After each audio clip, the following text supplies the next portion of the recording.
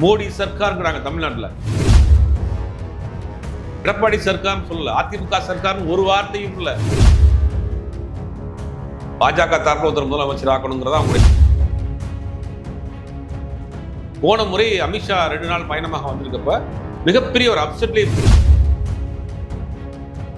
இதுல TTV தினகரனுடைய role தான் மிகப்பெரிய. ரெண்டு கட்சியுமே ஏத்துக்கிறது தயாரா இல்ல. மக்கள் வந்து அந்த துரோகத்தையெல்லாம் மன்னிக்க மாட்டாங்க. இப்ப எப்படி என்டிஏ பலமா இருக்குன்னு சொல்ல முடியும்? ஊடக அறத்தை கடைபிடித்து வரும் நியூஸ் போக்கஸ் தமிழ் சேனலை சப்ஸ்கிரைப் பண்ணி ஆதரவு தாருங்கள்.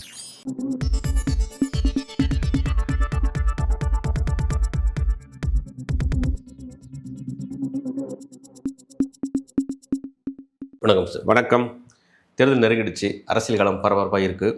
குறிப்பாக திமுக வட்டாரத்துலேருந்து வரக்கூடிய ஒரு முக்கியமான செய்தி என்னென்னா, அங்கே வரக்கூடிய பரபரப்பு என்னென்னா, ஓபிஎஸ் அணி காலியாகி அப்படியே எல்லாமே திமுக ஷிஃப்ட் ஆகிட்டு இருக்காங்க. வைத்திலிங்கம், அதாவது ஓபிஎஸ்னுடைய ஒரு முக்கியமான படைத்தளவில் இருந்த வைத்திலிங்கம் அவர்கள் திமுக இணைஞ்சிருக்காரு. அதன் பிறகு பார்த்தீங்கன்னா வெள்ளமண்டி நடராஜன் வருவதாக சொல்லப்படுது. அப்புறம் குன்னம் ராஜேந்திரன் அதிமுகலேருந்து இங்கே ஷிஃப்ட் ஆக போகிறாருன்ற மாதிரியான செய்தியில் வந்துட்டு இருக்கு ஒரு பக்கம். இது வந்து திமுக வட்டாரத்தில் வரக்கூடிய செய்தி. அதே மாதிரி அந்த பக்கம் பார்த்தீங்கன்னா என்டிஏ வலுவடையுது. டிடிவி தினகரன் ரொம்ப இன்ட்ரெஸ்டிங்காக பார்த்துட்டு அதை போய் சேர்ந்துருக்காரு. ஏன்னா பியூஷ் கோயல் வந்து இங்கே நிறைய ஒர்க் பண்ணிட்டு இருக்காரு. என்டிஏ பலம் பெறுது. டிடி தினகரன் நேற்றைய வரையும் எடப்பாடி பழனிசாமி துரோகி, அவர் வந்து நன்றினா என்னென்ன தெரியாது அப்படின்னு ரொம்ப காட்டமாக விமர்சனம் பண்ணவர். இன்றைக்கி வந்து 2 பேருமே கூடி கொள்ளக்கூடிய ஒரு நிகழ்வை பார்க்க முடியுது. பல அதிரடி திருப்பங்கள் எப்படி பார்க்குறீங்க? இல்லை, என்டிஏ பலம் பெறுது அப்படிங்கிறத நம்ம ஏற்றுக்கிற முடியாது. என்டிஏக்குள்ளே இருக்கக்கூடிய பிரச்சனைகளை சரி பண்ணுறாங்க. என்டிஏக்குள்ளே ஒரு பெரிய கட்சி வந்து என்டிஏவில் அலையன்ஸ்க்கு வரல. ஆல்ரெடி என்டிஏவில் அதிமுக இல்லாமல் அன்புமணி ராமதாஸ் தலைமையிலான பாமக, ஒன்றிணைந்த பாமக இருந்தது. போன நாடாளுமன்ற தேர்தலில் ஒன்றிணைந்த பாமக என்டிஏல இருந்தது. அமமுக என்டிஏல இருந்தார். ஓபிஎஸ் ஆதரவு நிலைப்பாட்டில் இருந்தார். இந்த 3 கட்சியும் என்டிஏ இருந்தாங்க. அதிமுக தனியாக இருந்துச்சு. இப்போ அதிமுகவை என்டிஏக்குள்ளே கொண்டு வந்ததுக்கு பிறகு இவர் எடப்பாடி பழனிசாமி முதலமைச்சர் வேட்பாளரை ஏற்றுக்கிற மாட்டேன்னு வெளியில் போகிறார். பாமக 2ஆக பிளவுபடுது. ஓபிஎஸ் அணியே காலியாயிடுச்சு. இத்தனை பிளவுகளை வந்து அவங்க சரி செய்ய வேண்டிய இடத்துல இருக்காங்க. இப்போ எப்படி என்டிஏ பலமாக இருக்குன்னு சொல்ல முடியும்? அதாவது உடைந்து போயிருக்கக்கூடிய அந்த கண்ணாடியை ஒட்ட வைக்கக்கூடிய வேலையை பண்ணுறாங்க. அதுவே 2-3 சில்லா உடஞ்சிடுது. ஒரு ஃப்ரேம் போட்ட கண்ணாடியை வந்து 4-5 துண்டுகளாக சாதிச்சு. பாமக 2 பிளவாக இருக்குது. ஓபிஎஸ் அணியே இன்னைக்கு இல்லை. டிடிவி வந்து இன்னைக்கு திருப்பி உள்ள கொண்டு வந்திருக்காரு. இது எல்லாத்தையும் அவங்க ஒன்று சேர்க்குறாங்க. அப்போ என்டிஏ பலம் பெறல. என்டிஏ இருக்கக்கூடிய என்ன பண்ணுறது, ரிப்பேரை சரி பண்ணக்கூடிய வேலையை பண்ணுறாங்க. அதுவுமே பார்த்தீங்கன்னா இப்போ கண்டிப்பாக ராமதாஸை பொறுத்த வரைக்கும், டாக்டர் ராமதாஸை பொறுத்த வரைக்கும் அவர் என்ன ஓப்பனாக சொல்கிறார், என்னுடைய கேண்டிடேட்டை அன்புமணி எங்கெல்லாம் கேண்டிடேட் போடுவார் நான் போடுவேன்றார். இப்போ அது ஒரு சிக்கல். இப்போ இந்த பக்கம் வாங்க, டிடிவி தினகரனை பொறுத்த வரைக்கும் 1 மாதத்துக்குள்ளேயே வந்து அப்படியே டைவ் அடிச்சிருக்காரு. ஆச்சரியமா இருக்கு. அமமுகங்கிற ஒரு கட்சி எதற்கு ஆரம்பிக்கப்பட்டது? எடப்பாடி கையில் இருக்கக்கூடிய அந்த ரெட்டலையை மீட்கணும், எம்ஜிஆர் கையில் இருந்த ரெட்டலையை நம்பியார் கையில் போயிருச்சு அப்படின்னு அவர் ஓப்பனாக பேசிட்டு இருந்தார். போன மாதம் கூட பேசியிருக்கிறாரு, நான் வந்து எடப்பாடி கூட போகிறதுக்கு தூக்கில் தொங்கிடுவேன் அப்படின்ற ரொம்ப இன்ட்ரெஸ்டிங். ஆமாம், ரொம்ப ஆச்சரியமா இருக்காங்க. இப்போ பாஜக என்ன பண்ணுறாங்க அப்படின்னா, தேசிய ஜனநாயக கூட்டணியை பொறுத்த வரைக்கும் தமிழ்நாட்டில் ரொம்ப பலகீனமாக இருக்கிறது. போன முறை அமித்ஷா 2 நாள் பயணமாக வந்திருக்கப்ப மிகப்பெரிய ஒரு அப்செட்லேயே போயிருக்காரு. என்னடா இன்னும் கொஞ்சம் கூட்டணியை ஃபார்ம் பண்ணல, வந்து இருக்கிற கூட்டணியுமே கொஞ்சம் கொஞ்சமாக கரைஞ்சிக்கிட்டு போயிருக்கு. பாமகவில் 2 பிளவாக இருக்குது. ஓபிஎஸ் தனியாக போகிறாரு. ஓபிஎஸ் அணி காலியாகிட்டு இருக்கு. டிடிவி ஓப்பனாக எதிர்க்கிறாரு. இந்த நிலைமையில் நம்ம தேர்தலை சந்திக்கிற போது என்ன செய்ய முடியும், எப்படி வெற்றி வாய்ப்பு பெற முடியும்னா அவங்க ஒரு கணக்கு போடுறாங்க.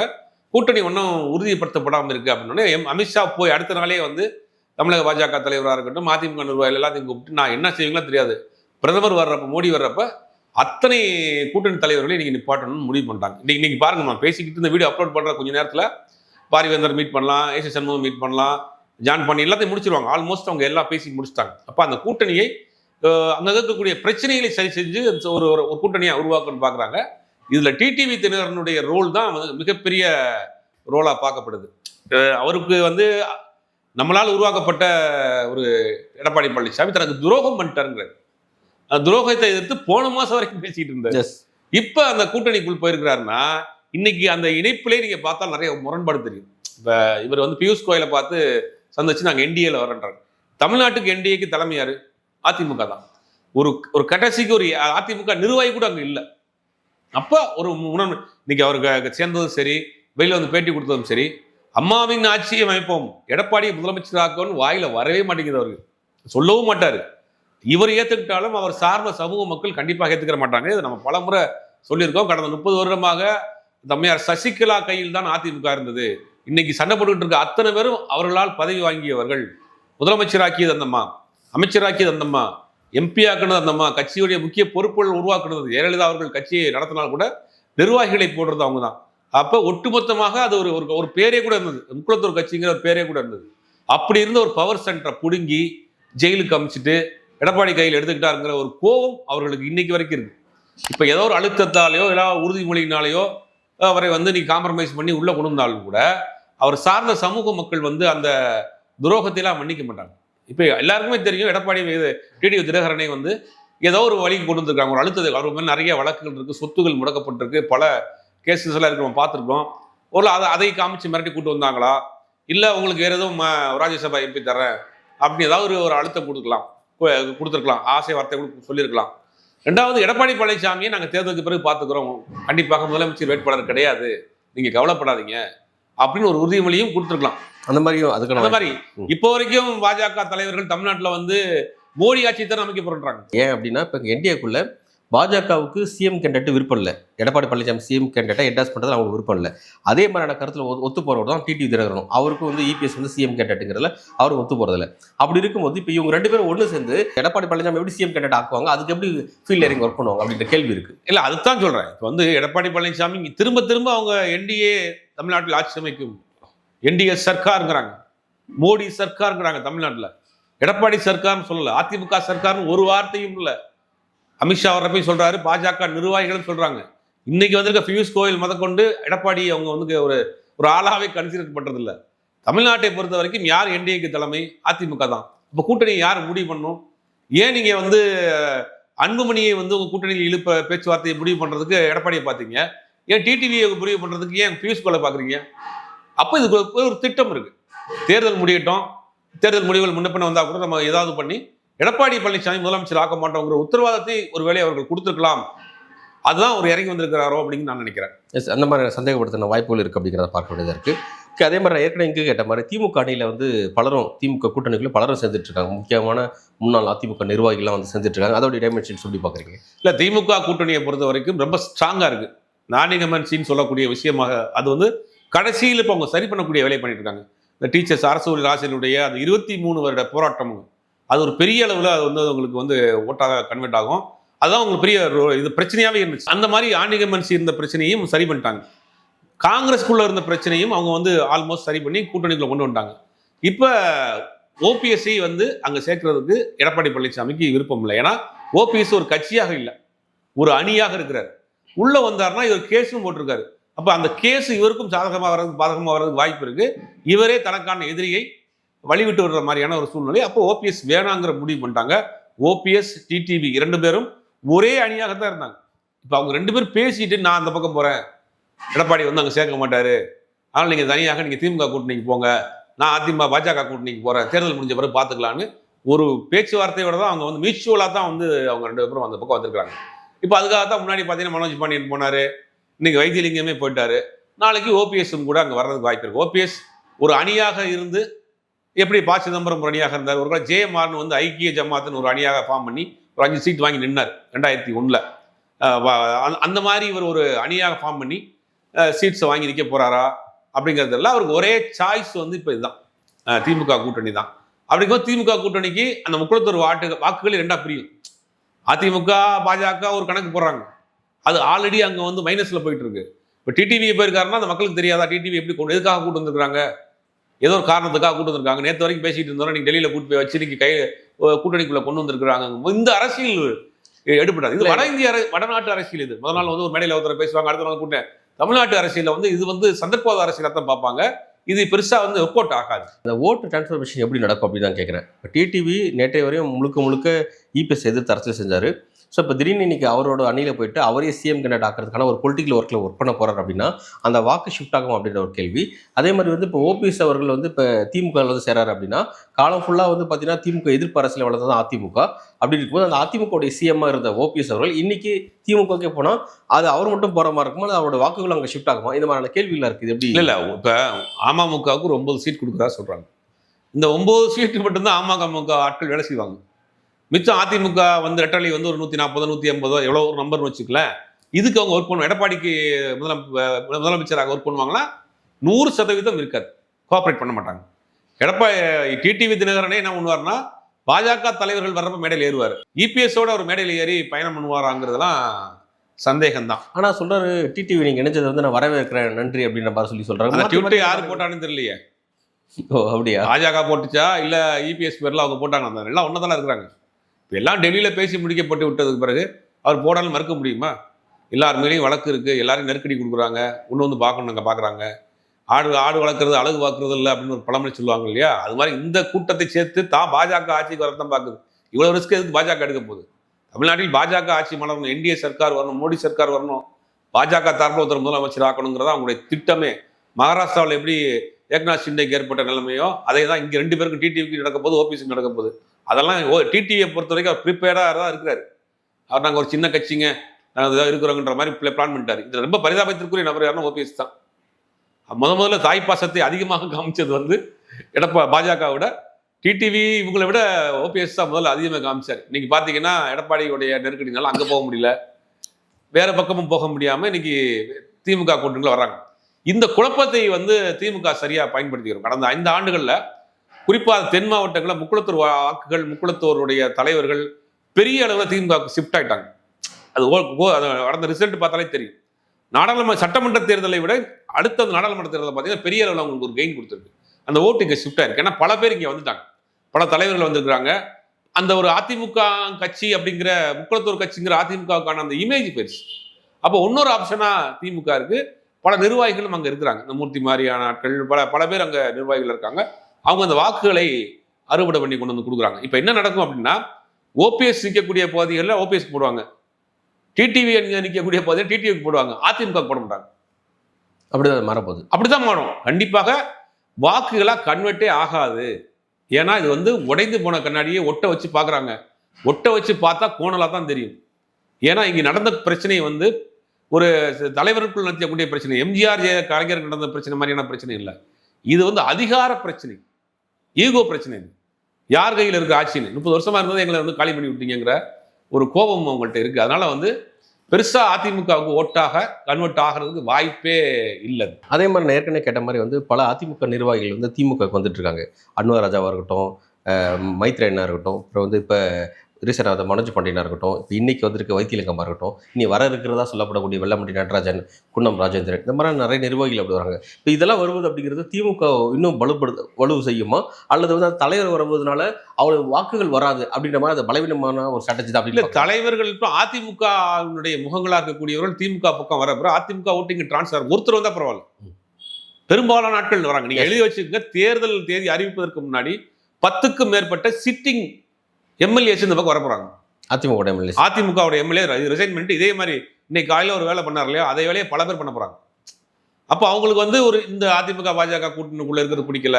இல்லை, எனக்கு என்னன்னா இப்போ ஓபிஎஸ் அணி காலியாகுதுன்னா புரிஞ்சுக்க முடியுது. ஓபிஎஸ் வந்து ஆக்டிவாக பாலிடிக்ஸ் செய்ய மாட்டேங்கிறாரு, ரொம்ப ஒரு தோல்வி அடைஞ்ச ஒரு விரக்தி அடைஞ்ச நிலையில தான் அவர் இருக்காரு. ஸோ அதனால வந்து வைத்தியலிங்கம் மனோஜ் பாண்டியன் வராங்க, அதை புரிஞ்சுக்க முடியுது.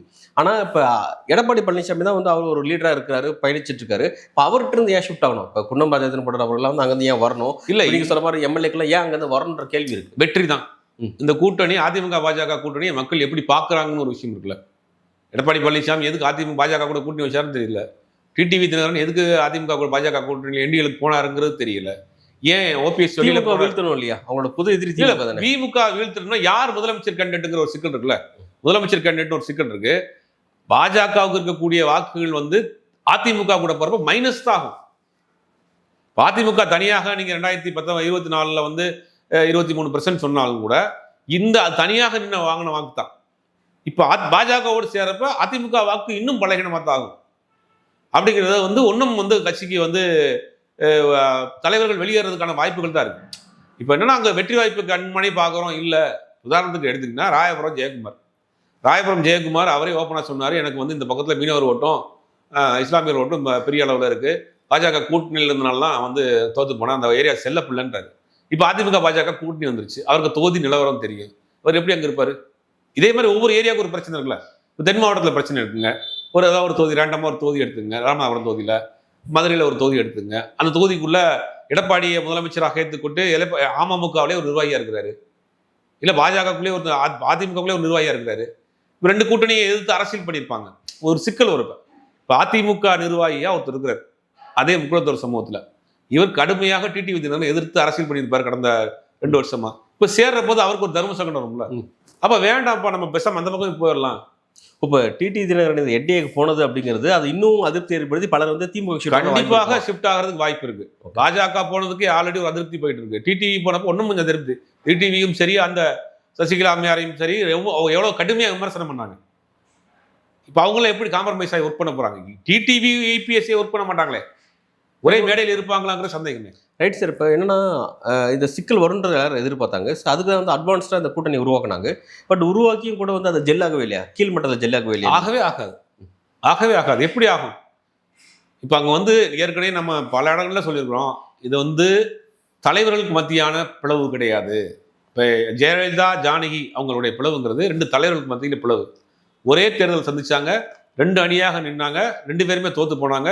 திருப்பி கட்சி அந்த மாதிரி ஜானகி அம்மா வந்து கட்சியை அவங்க கையில் கொடுத்துட்டாங்க, ஜெயலலிதா கையில் கொடுத்து நீங்கள் நடத்திக்கிட்டு போயிட்டாங்க, அரசியல் எப்படி விளையாடுறாங்க, ரொம்ப டீசெண்டாக போயிட்டாங்க, ஒரே அணி ஆயிடுச்சு. இங்கே எத்தனை பிளவு இருக்கு பாருங்க, ஓபிஎஸ், டிடிவி, சசிகலா, இந்த இத்தனை பிளவுகள் இருக்கு. இப்போ இவங்களுக்கு என்னென்ன பிளவுனா, யாருமே எல்லோரும் ஏற்றுக்கொள்ளக்கூடிய ஒரு காமன் கரிஸ்மாட்டிக் லீடர் கிடையாது. எடப்பாடி பழனிசாமியே தென்பகுதியில் ஏற்றுக்கிற மாட்டேங்கிறாங்க, டிடிவி தினகரன்லேயே குங்கு பகுதியில் ஏற்றுக்கிற மாட்டாங்க. எல்லாரும் ஏற்றுக்கொள்ளக்கூடிய ஒரு சிங்கிள் ஃபேஸா யாருமே அங்கே இல்லையே. இப்போ எம்ஜிஆர் அவர்களுக்கு இருந்த ஒரு மாசோ, ஜெயலலிதா அவர்களுக்கு இருந்த ஒரு சிங்கிள் ஃபேஸோ இங்கே இல்லையே யாருக்குமே. இவர்கள் எல்லாம் ஒரு சமூகத்தின் முகமாக தான் பார்க்குறாங்க. இல்லை கரெக்ட் சார். இப்போ பாஜக போகிற கணக்கு என்னன்னா வந்து இந்த மாதிரி வந்து சிதறுண்டு இருந்தால், அதிமுக பிளவுபட்டு இருந்தால் அது வந்து என்டிஏவோட வெற்றிக்கு வழிவகுக்காது, நம்மளோட அலையன்ஸ் வெற்றி பெற வழிவகுக்காதுங்கிறதெல்லாம் எல்லாரும் ஒரு மொழியில் இணைக்கணுங்கிறதா அவங்களோட முயற்சி. அதுதான் எல்லாத்தையும் செய்கிறாங்க. அதனால தான் டிடிவி தினகரன் மாற்று கருத்து கொண்டாட நபராக இருந்தாலும் கூட வாங்கன்னு சொல்லி கூப்பிட்டு இணைக்கிறாங்க. ஸோ அப்படி இணைக்கும் போது இவ்வளோ ஏன்னா பாஜக அப்படிங்கிறது ஒரு வெல் ஆயில்டு, நல்லா அந்த அளவுக்கு வந்து எலெக்ஷன் ஒர்க் செய்யக்கூடிய ஒரு அமைப்பு. இப்போ அப்படி இருக்கும்போது இந்த மாதிரியான கணக்கு அவங்களும் ஒப்பிட்டு பார்ப்பாங்களா? இப்போ இதெல்லாம் இவங்க அந்த தலைகள் வருவதனால ஓட் ஷேர்ஸ் நடக்குமா, கரெக்டாக சக்ஸஸ் ஆகுமா அப்படின்னு கணக்கு போடுவாங்களா? ஏன் வந்து அப்படி கணக்கு போடாமல் தவறு செய்யறாங்கன்றது நீங்க எப்படி பார்க்கல? இல்லை கணக்கு போடாமல் தவறு, கணக்கு போடுறாங்க, கணக்கு ஒர்க் அவுட் ஆக மாட்டேங்குது. இப்போ எப்படின்னா, ஒருங்கிணைந்த அதிமுகவாக இருந்தால் பாஜக கூட்டணியே தேவையில்லையே. ஒருங்கிணைந்த அதிமுகவா, யாருக்கும் பிரச்சனை இல்லாத அதிமுக, அது மாதிரி ஜெயலலிதாவாக இருக்கிறப்ப ஏன் பாஜக கூட கூட்டணியை வைக்கலையே? தனியாக சிங்கிளாக நின்று ஜெயிச்சுட்டு போயிட்டாங்களே, வலுவாக இருந்துச்சு, 1 கோடி தொண்டர்கள் இருந்தாங்களே, பெர்சன்டேஜ் 30% மேலே தனியாக வச்சுருந்தாங்களே. அந்த மாதிரி மறைவுக்கு பிறகு கட்சி ஆளாளுக்கு ஒரு பக்கம் போகிறாங்க, இப்போ பிளவாக இருக்குது, அதை ஒன்று சேர்க்கக்கூடிய வேலையை பார்க்குறாங்க. இப்போ இந்த சேர்த்துட்டாங்க, முடிந்த அளவுக்கு வாக்குகளில் வந்து நம்ம விட்டு போயிடக்கூடாது. அந்த அன்புமணி ராமதாஸை வச்சு இந்த வன்னியர் வாக்குகளை வடபகுதிகளில் வாங்குவோம், டிடிவி வச்சு இந்த பக்கம் தென்பகுதியில் வாங்குவோம் அப்படின்னு பார்க்குறாங்க. இதில் இங்கேயே ஒரு சிக்கல் இருக்கு. அவருக்கு ஆப்போசிட்டாக அவர் ஓட்ட பிரிப்பாரு, பெரிய ஐயா ஓட்ட பிரிப்பாரு, இங்கே ஓபிஎஸ் ஓட்ட பிரிப்பாரு. ஒரு பார்ட்டிஷனுக்குள்ளேயே ஒரு பார்ட்டிஷனாக இருக்கு. அப்போ முடிந்த அளவுக்கு எவ்வளவுக்கு நம்மளால அந்த ஓட்டுகளை நம்ம கேரி பண்ண முடியுமோ ட்ரை பண்ணுறாங்க. அது தேர்தல் நேரத்தில் ஓப்பனாக சொல்லணும்னா தமிழ்நாட்டை பொறுத்த வரைக்கும் பாஜக எதிர்ப்பு அரசியலுங்கிறது ரொம்ப மேலோங்கி இருக்குது. இன்னைக்கு வரைக்கும் அது உயிர்ப்போடு துடிப்போடு இருக்கு. அப்படின்னு பாஜக எதிர்ப்பு அரசியலை தாண்டி இதுக்குள்ள இவங்க பிரச்சனையும் இருக்கு. அப்போ மக்கள் மத்தியில் ஒரு சோறு வருமா வராதா? என்னப்பா உங்களுக்குள்ள 1000 பாஜக எதிர்ப்பு அலை இந்த அளவுக்கு ரொம்ப வலுவா இருக்குங்கிறீங்க.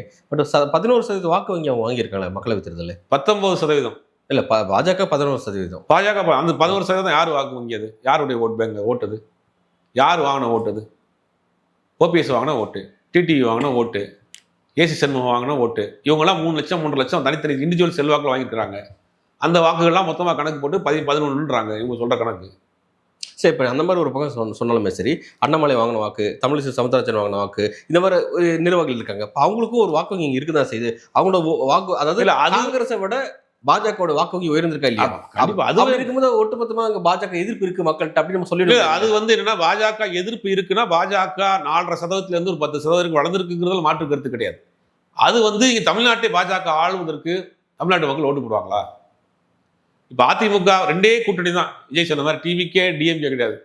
பாஜகவா திமுகவா தான் தமிழ்நாட்டை யார் ஆளணும், பாஜக ஆளணுமா திமுக கூட்டணி ஆளணுமாங்கிறதா இப்போ ஓட்டே போட போறாங்க. அப்படி ஓட்டினா யாருக்கு போடுவாங்க சார்? இப்போ இந்த அலைன்ஸுக்கு கடந்த மக்களவைத் தேர்தலையே 77 எம்எல்ஏ கொடுத்தாங்க சார் தமிழ்நாட்டு மக்கள்.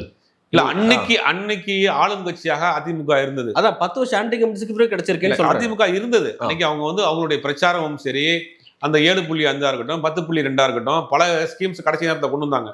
பணம் பெரிய அளவில் விலை பார்த்தாங்க. எல்லா கட்சியும் ஆளும் கட்சியாக இருப்ப பணம் பெரிய அளவில் பண்ண தான் செய்வாங்க. இதெல்லாம் வந்து அவங்களுக்கு ஒரு பெருசா கை கொடுத்துச்சு. 82% 82 சட்டமன்ற உறுப்பினர்லாம் வாங்கினாங்க. ஆனா அதற்கு பிறகு இன்னைக்கு அதிமுக பல நிர்வாகிகள் வெளியே போயிருக்காங்களே. அதிமுகவின் முகமாக இருக்கக்கூடிய பல நிர்வாகிகள், அன்பராஜா போயிருக்கிறாரு, செங்கோட்டையன் போயிருக்கிறாரு. இன்னைக்கு தேர்தல் நெருங்க பலரும் வெளியேறாங்களே. ஜேசிடி பிரபாகரன் போயிருக்கிறாரு. பல நிர்வாகிகள் வெளியேறி அதிமுக மேல உள்ள ஒரு இமேஜ் போயிருக்கு. ரெண்டாவது பாஜக கூட்டணியிலிருந்து வெளியில போயிட்டு திருப்பி வந்திருக்காங்க. வெளியில போற பாஜக விமர்சனம் பண்றாங்க, திரும்ப கொண்டு வந்திருக்காங்க. நம்பகத்தன்மை இல்லாம, ஸ்டேபிள் இல்லாம இருக்கு அதிமுக. ஒரு சிங்கிள் ஃபேஸ் இல்லாம இருக்கு அதிமுக. பலகீனமாக இருக்கு அதிமுக. இதெல்லாம் பார்ப்பாங்கல்ல மக்கள். இந்த கூட்டணி எதுக்கு நீங்க அதிமுக பாஜக கூட்டணி வச்சீங்க? ஓட்டு போடக்கூடிய சாமானியன் கேட்ட என்ன பண்ணுவீங்க? எதுக்காக வச்சீங்க? உங்களுக்கு ஓட்டு பேங்க் இருக்குல்ல. மகாத எதிர்ப்பு அரசியல் தான் நீங்களும் பண்றீங்க. நீங்களும் பெரியாரும் அண்ணாவும் தானே கொள்கை தலைவராக எடுத்துக்கிட்டீங்க. அதே கொள்கை தானே அவங்களும் எடுத்துட்டு அவங்க அரசியல் பண்றாங்க. அந்த அரசியலை ஏன் தனியாக அவங்களால பண்ண முடியல? இந்த ஒரு கேள்வி இருக்குல்ல. தமிழ்நாட்டில் 2 கட்சிக்கும் ஒரே கொள்கை தலைவர் தான், அண்ணாவும் பெரியார். அண்ணாவும் பெரியாருடைய கொள்கை என்ன? மாநில சுயாட்சி, மாநில ஒருமை, மதசார்பின்மை. சார் அவ்வளவுலாம் கொள்கையெல்லாம் பேசணும் சார். மக்கள் ரொம்ப சிம்பிளா தான் யோசிக்கிறாங்க. 5 வருஷம் அதிமுகவா, 5 வருஷம் திமுக, அப்படிதான் மக்கள் இது அதிமுக கவர்மெண்டே கிடையாது வரப்போறது. இல்ல அதெல்லாம் நான் தான் சொல்றேன். மக்கள் அப்படிதான் பார்த்துட்டு இருந்தாங்க கடந்த காலம் வரையும். மக்கள் வந்து கடந்த 50 வருஷம் அப்படித்தான் நடந்திருக்கு. 5 வருஷம் இவர் தான், 5 வருஷம் மாத்தினாதான் கரெக்டாக அடங்குவோம் அப்படின்ற மாதிரி மக்கள் பார்த்த பார்வை. அப்படி இருக்கும்போது இந்த முறை திமுக 5 வருஷம் முடிஞ்சு ரைட், இப்போ அதிமுக போவோம். அதிமுக இல்லை, அது பாஜக, மோடி சர்க்கார், என்டிஏ சர்க்கார். யாருக்கு வாக்களிக்க போறாங்க மக்கள்? சார் எடப்பாடி பழனிசாமி தானே அதிமுக தானே கூடுதலான சீட்ஸ் நிற்க போறாங்க. நிக்கிறா இருந்தாலும் கடைசி நேரத்தை என்னென்ன பண்ணுவாங்களே. ஏன் கூட்டணிக்கு கடைசி நேரத்தில் அந்த அளவுல மக்கள் யோசிக்கிறாங்களா? அதாவது வெற்றி பெற்றா அதிமுக ஆட்சி அது இருக்காது, நம்ம எழுதி வச்சுக்கோங்க. 4 பாஜக நிர்வாகிகள் தமிழ்நாட்டில் வந்து பிரச்சாரம் பண்ணா முடிஞ்சு போச்சு கதை. திமுகவுக்கு ஃபுல் ஸ்வீப் கிடைச்சிடும். 4 நிர்வாகி தமிழ்நாட்டில் வந்து சொல்லுவாங்க, மோடி சர்க்கார் தான் வேணும், மோடி ஆட்சி தான் கொண்டு வர போறோம். அவங்க இங்க வந்து என்ன பண்ணுவாங்கன்றீங்க? பாஜக நிர்வாகிகள், பாஜக அமைச்சர்கள் தமிழ்நாட்டில் பிரச்சாரத்தில் வந்து என்ன பண்ணுவாங்க? இந்துக்களுக்கு எதிரான கட்சி, மலையில வந்து தீபம் ஏற்ற விட மாட்டேங்கிறாங்க, இது வந்து ஒரு சனாதனத்தை எதிர்க்கக்கூடிய கட்சி, இந்த கட்சிக்கு ஓட்டு போடாதீங்கன்னு கேட்பாங்க. தமிழ்நாட்டு மக்கள் இதை பார்த்துட்டு ஓட்டு போட்டுறாங்களா? என்னையா நீங்க வாட்டுக்கு ஸ்கீம் கொண்டு வர மாட்டேங்கிற, ஒன்றும் கொண்டு வர மாட்டேங்கிற, நாங்கள் கேட்டால் காசு கொடுக்க மாட்டேங்கிற, எப்போ பார்த்தாலும் இதே பேச்சா பேசிக்கிட்டு இருக்கீங்க, நாட்டில் வேற பிரச்சனையும் இல்லையான்னு மக்கள் யோசிக்க மாட்டாங்களா? இங்க வரக்கூடிய தலைவர்கள் என்னதை பேச போறாங்க? நேற்று பதவியேற்ற அகில இந்திய தலைவர் திருப்பரங்குன்றத்தை பத்தி பேசுறாரு. நிதின் நபீன் கார்த்திகை தீபத்துக்கு எதிராக இருக்கு தமிழ்நாடு அப்படின்னு சொல்லி பதவி. நீங்க இந்தியாவுக்கான பாஜகவினுடைய தேசிய தலைவர், அவர் எதை பத்தி பேசுறாரு பாருங்க.